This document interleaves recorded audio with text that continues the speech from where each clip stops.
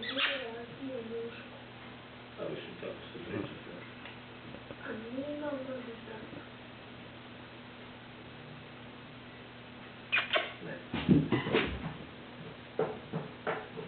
Gdje je grad? Znao je James, da znaš. क्या है माला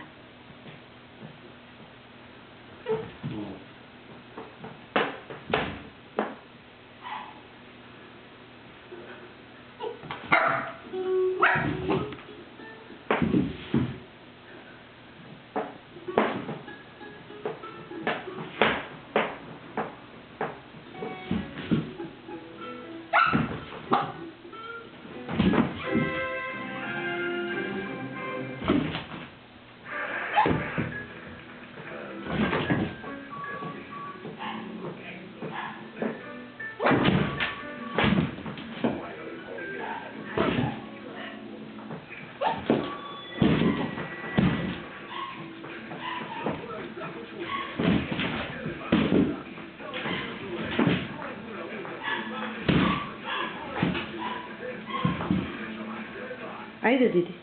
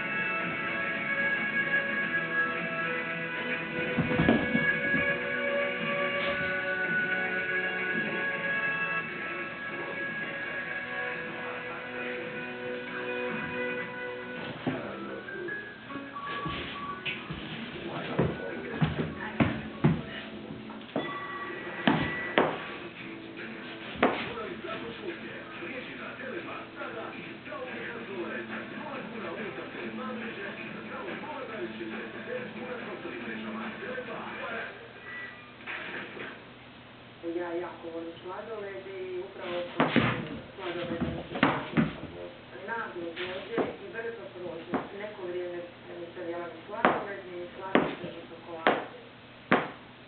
Moj stomatolog mi je predložio korištenje plastične godine i pravilno žetkanje sita. A ja sad kad idem na put, evo sad se spremam na veliki put, ja sam na svoj pastu, koristim je sad više od 10 godina. Sladoled više ne izbjegavam i